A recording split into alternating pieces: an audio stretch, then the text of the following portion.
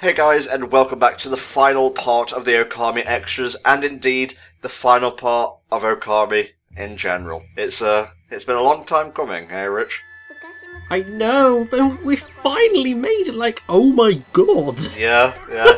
I was hesitant to get into the playthrough to begin with, but I've honestly enjoyed every moment of it. I haven't really been that bored throughout the course of the game, even though there are some down moments. It's all been pretty interesting to me. Even the third act that you were hesitant about kept my interest for the most part. Yeah, I mean, it's just one of those games that I would say everyone should at least pay some attention. Like, whether it's your scene or not, it's a completely different kettle of fish, but you should at least appreciate what Okami tried to do and what it did do, because it's a beautiful game, and just, oh my god. Anyway, what we're looking at right now is the video treasure chest. So, you actually don't unlock this initially at the end of Okami, so the other bits of the presents from Isun you get for just finishing the game. This specific thing is classified as Secret Theatre, which you only get for playing the game for over 31 hours. How very specific. I know, it's very oddly specific, but that's fine. I mean, for some reason I thought that it was over 33 hours, but that's fine either way. You've got to play at least over 31 to unlock this. And what's fascinating about this is that it's all like pre-release trailers. So you can see Okami as it went through the process of development, and you can see all the things that changed as it went along. Yeah. And you can see areas that actually don't exist anywhere in the game, or characters being in locations that they never were, and or shouldn't be. And the most interesting two you will see right at the end of the game. Well, right at the end of this part. Well, both, I think. Because they are the two concept trailers. One of which is the original live-action pitch for Okami, which actually it's a really beautiful trailer, and really does get across the point of what they wanted to achieve with the game. But obviously, technology wasn't quite there to be able to achieve it in real time effectively. The second of the concept trailers is the one that ultimately decided the final course for the project, of going more towards this umi-e Japanese watercolour style art style. You can see the ruminations of certain ideas in there, and you can see some of those enemies that you saw in the artwork section of the presents from Isun that never turned up in the actual game. And that's also really fascinating, and I just love that the game has that present. It's always interesting to see the many iterations a game goes through from like conception to, you know, release. Like Zelda games especially go through a lot of different changes over time. Oh, definitely. I mean, you can see here things that just never happen in the final game, and it is just, it's really cool. I don't know whether some of this is them trying to show off what you could achieve in Okami, but then ultimately they had to make sure that the game functioned in both a narrative manner and was actually able to be played on the disc. So I think there were a lot of ideas, like this one for instance, that they just had to take out because it didn't really serve any purpose. Yeah, what's that whole sun meter going on? It seems a bit like a stamina meter. I think it seems like a stamina meter for dragging people and moving items, which is strange. Also seems like it's, in a way, a bit of a lock-on feature. That would have been nice. Yeah, that would have been nice. But to be fair, in general combat, you don't really need lock-on in Okami. Did I see Ami do a fucking drop back there? I believe you did. I was hesitant to call it an Izuna drop, because I'm not really up to snuff on my not fighting game, action game parlance. You might have also actually seen it in the middle of combat itself, because basically to perform that drop, you have to achieve a full-on block with your reflector in the sub-weapon position, and then you will counter-attack your enemy. And yeah, that's really cool when you pull that off. So yeah, that was the Tokyo Game Show 2004 trailer. Tokyo Game Show, for those of you who don't know, it's basically Japan's E3. It takes place after we would have our event. Well, I say our, I'm not part of it at all. But I'm rambling now, so let's watch this one. Yes. I mean, basically, so E3 takes place around June time. TGS takes place in September. And often what happens is that with Japanese game developers, although they have started to change their methods a little bit, but they always used to not reveal stuff at E3 so that they could reveal it at the Tokyo Game Show. There are still certain developers that still do that and they hold off, but I have noticed that there are, I think, quite a few more developers using E3 to launch games, or just, you know, ignoring them all entirely, a la Nintendo, who don't seem to care all that much about E3 in general, but they do sort of care because they are still leaving certain megatons for it. They're just also having a bit of fun outside of that one specific time of year. I don't know why Nintendo just doesn't do a Space World event again. You know, I'm old enough to remember hearing about it in like all the magazines and whatnot.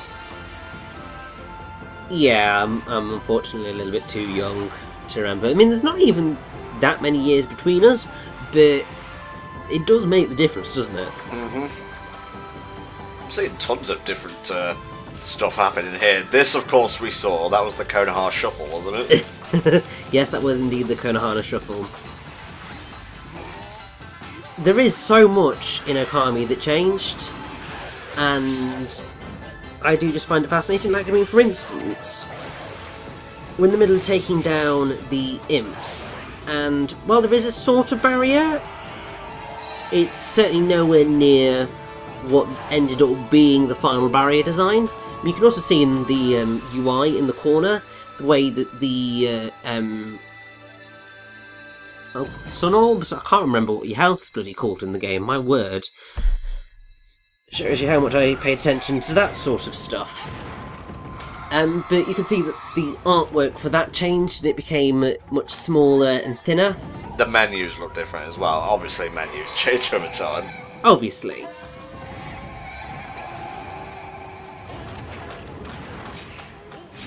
Wow, very dramatic thing to end on.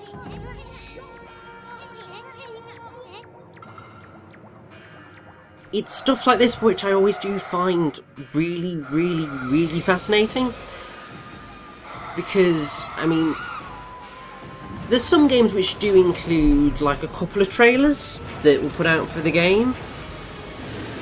But I would say I've seen very few that have included this many trailers. Because this, I feel, is ultimately every sort of major pre-release trailer or promo that they released for the game in the run-up to its release, plus concept trailers as well, which you never get to see. Yeah, they must have been like really proud of like everything, because a lot of companies don't have that confidence, especially ones that would like rather hide, shall we say, for lack of a less incriminating word, you know, more favourable concepts that didn't make it into the final cut. Because sometimes, you know, shit happens and they're not able to fulfill their initial dream, as it were. They're not always pulling the wool over your eyes. Sometimes they are. You know, I'm not going to name names here, but there's been a handful of games in recent memory that didn't look anything close to how good their initial concepts looked. Aliens, Colonial Marines. Andromeda. Oh, Jesus. Oh, Whacker. You were so boss, and you went to the heavens in the end. But yeah, I do agree with you that very often there are developers that just don't have that faith in their products and the work they've done. Whereas I think the team behind Okami, they put in so much work and they were very proud of what they were able to achieve, because I think they knew that they'd created something special. And I think that's why they were ultimately heartbroken when it didn't do quite as well in terms of sales. And I think obviously then they found the frustrations of Capcom putting on the whole, well, that didn't sell, and that didn't sell, so really we're going to have to step in to kind of make it so that these games will sell. And obviously Clover were just like, no, because we want our creative freedom. I understand, I'm sympathetic from a business standpoint, but you've also got to take the creators' wishes into consideration as well. I don't know, it's a sticky issue. Exactly, I mean, it is always the thing with video games and films of you have got to balance a creator's vision and what they want to create with what's going to sell. Because if it's not going to sell, sometimes the question is, well, why are you doing it? I mean, it's also something that theatres go through when deciding what shows to put on in their venues. Because you kind of go, well, I know that this show will sell, but do you sometimes want to put on shows that will have artistic merits or cultural value? So even if they don't sell very well, they still do something for you. Yeah. And I think that's a line that a lot of AAA video game publishers sort of are very hesitant to walk nowadays. They want games that will sell, and they're annoyed when they don't. And it's why you don't get quite so many risks. I mean, we are sort of starting to see a little bit of an uptick in risk-taking games. Oh, there's always peaks and troughs over the years, though. Oh yeah, I think because developers at least have started to see that just doing the same old stuff, people are sick of it. They want something new, they want something exciting, so people are trying to come up with brand new ideas. But publishers are still hesitant, and I think quite often the cultural merit of a game is just as important as whether it sells, because I'd say that Okami is a damn good game for cultural merit. For me, it doesn't necessarily matter that it didn't sell very well, because it was a critical darling, so it's obviously a damn good game. It just feels, you can feel the polish when, just by looking at it really. Like, I don't even have to play it to know it's well put together. Exactly, and the people who have played it really, really, really appreciate it and will often defend it to the death. So, at the end of the day, it's just like, it's that choice that you need to make. Me because I am ultimately a creative person, I like to write, and I will always pretty much be on the side of the creative in a situation, because vision is important. But obviously I totally get why decisions get made, but then I will never ever forgive Microsoft for killing Scalebound. They are monsters. See, there I'm conflicted. You know my feelings on Scalebound. I know, I totally get that. I don't want to twist the knife, so I guess we're getting closer and closer to the finished product here. I'm seeing more and more familiar elements in these trailers now. Yeah, like it's really cool because you do get to see just that point by point of where certain things finally fell into place, and it's just awesome. Something else that's also quite fascinating is that obviously you can see how the Japanese text was presented in the game.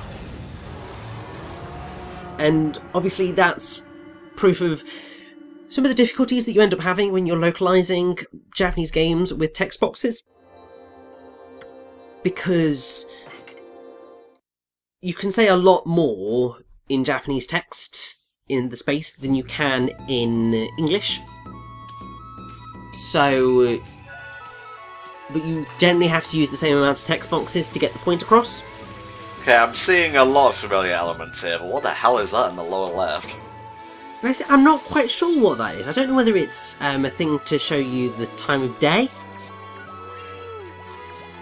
It could also be the inklings of what would become godhood. I'm not 100% sure, but I really would like to know what it is.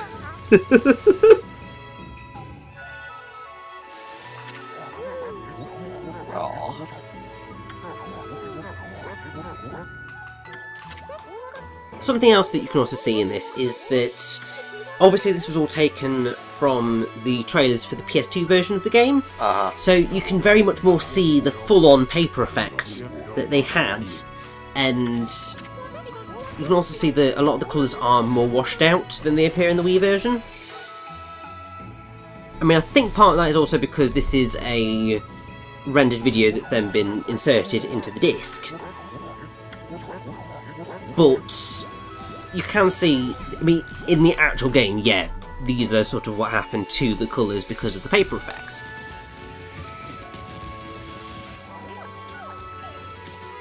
I, for one, will always err more on the side of more vibrant colours, because I just like colour. Well, it helps you appreciate the army butthole shots all the more. Of course! But I know that there are people out there who do much prefer the stronger paper effects, because it makes everything look more like it is painted onto parchment.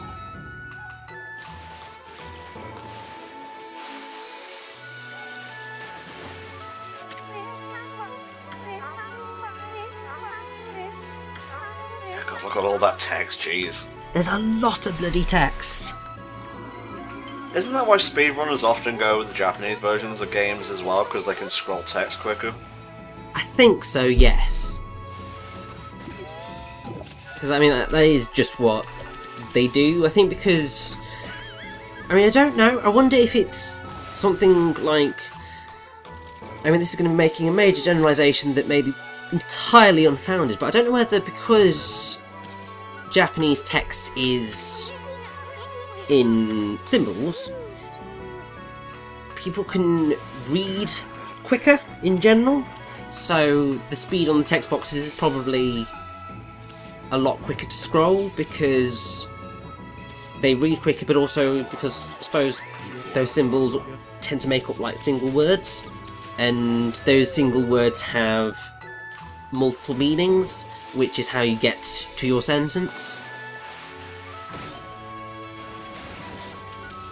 But yeah, this is me trying to talk about Japanese linguistics when I have absolutely no clue. Don't worry about it, mate. You've done more than enough already. Yeah, this is the part where really I should just kick back, relax, and go, there you go, Tom. I've spoken for the majority of the past 70 parts. You've got the end of this one.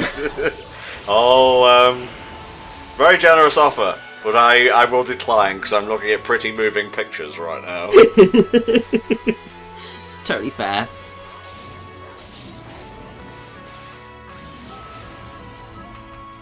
Oh, I love this soundtrack. Love this song as well because I think this is the one that plays during the Kamiki Festival. It's the one that's just like peaceful and happy and bouncy and just love it. And the other thing that's quite fun, so I believe that this particular video comes from a demo disc, which I think was in Dengeki, and obviously it has these little quirky little video clips of Army moving about and doing idle animations and so on and so forth that are just quite cute.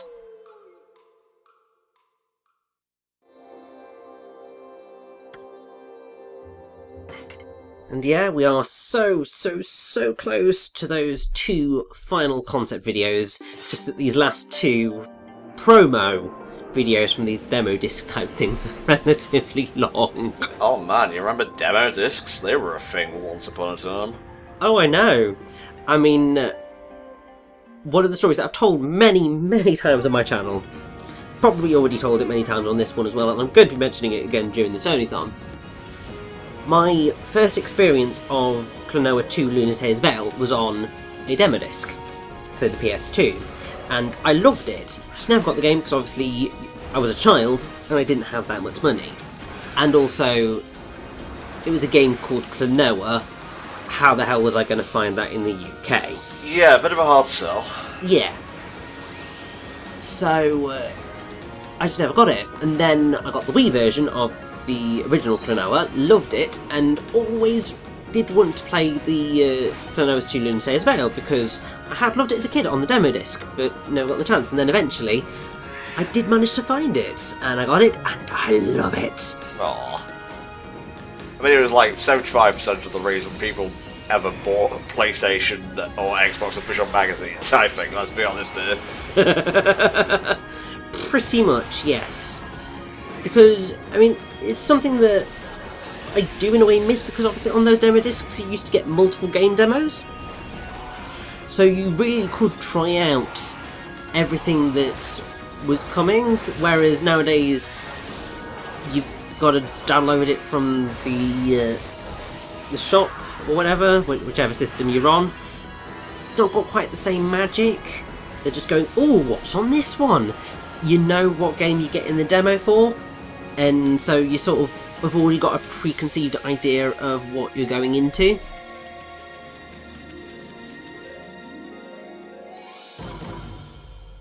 That was a really good promo. Like, if I didn't know anything about the game and I saw that, I would be hyped to try it out.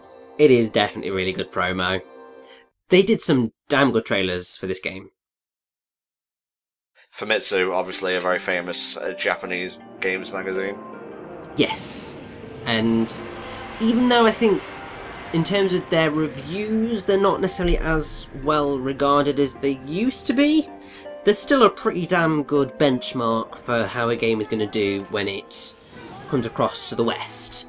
Because if it gets like a 40 or what have you, generally it's going to do relatively well. Even if it gets like a 36, it generally signals that it is a pretty damn good game. It's not always entirely perfect, because I know that there are certain games that got like 40s and then really didn't do well in the West, but then that just shows the difference in tastes between Japanese audiences and Western audiences. Oh, we're veering very quickly into conspiracy and payoff territory here. So, well, yeah.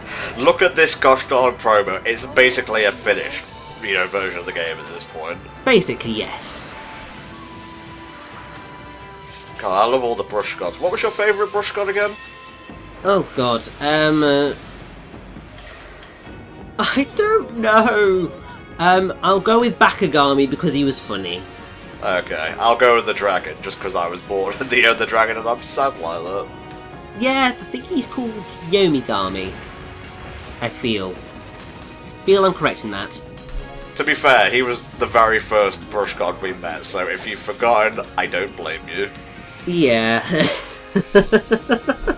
Now, mate, we are rapidly approaching the end of the playthrough itself, so I know! I want to give you some room to breathe and give your final thoughts on Okami as a whole. So, for the next 3 minutes or so, 2-3 minutes, feel free to spoil your guts. Go for it. So, I mean, I've said it many times that I love this game. Hopefully, in watching this playthrough, you've been able to see why. It's got such a gorgeous art style that is unique even to this day, and it still looks gorgeous. I mean, even this slightly shoddily done Wii port, it's still gorgeous. Oh yeah. And it does a really fascinating thing with its narrative and dealing with Japanese myth and legend and stories and merging them into this one cohesive narrative. I mean, there are things that do that. I mean, if you look at the musical Into the Woods, that's a combination of loads of different fairy tales all shoved into one world and seeing how they would interact and what would happen after Happily Ever After. And it's really interesting when they do that, but it's more interesting with this because they are taking things from religion and turning them into something that is interesting to both people who follow those religions and people who have very little to do with them. And it does it in a way that is tasteful, but also really exciting. And so you just get a full-on explosion of Japanese culture, and it's something that really allows you to appreciate where so many of their ideas come from. And that's just something that I love, and I love how there's so many little touches and bits of attention to detail in terms of how they are conveying those stories throughout the game. And then obviously you've got the absolutely gorgeous soundtrack, which just, there's some pieces on there that are absolutely outstanding. I mean, The Sun Rises, for example, is just phenomenal, as is Reset Thank You version and Giving Kushinada a Ride and all that jazz. And then the gameplay is just fun, and there's a lot going on, and I just love it, love it, love it, love it, love it. That's probably about as much as I can say, because here's the live-action original concept trailer for Okami. Oh. Okay, yeah, I'm digging it. It's you know, giving you the basic idea of what Amaterasu does. You know, she's a goddess, she runs, she spreads nature wherever she goes. I can see where they were going with this. Exactly. And I think it's a cool idea, it's just, yeah, technology wasn't there, and I think they did end up being better off going with the more artistic style, because that helps them then hunker down on what the game was going to be, because at this point it was just sort of an amorphous concept. But yeah, so Tom, what are your closing thoughts on Okami as we go into the final trailer, which gives you like less than a minute to talk? Well, I've pretty much echo everything you say from like the aesthetics point of view. I haven't played the game. Maybe I will one day. I haven't decided yet. That's not because, you know, I didn't like what I saw. It's just that I have a big backlog to work through, and also I edit every commentary pretty much, so you know, when I'm done with games, I kind of get sick of games and I don't want to play anymore. Wow, this really is different. Jesus. But yeah, that's all we've got time for, guys. We really appreciate you sticking with us for this, the longest playthrough of 2017. And finally, the time has come to say I've been Tom64. And I have been Ex-Gamer Richy. Thank you very much for sticking with us for the Okami playthrough. See you next time. Bye-bye.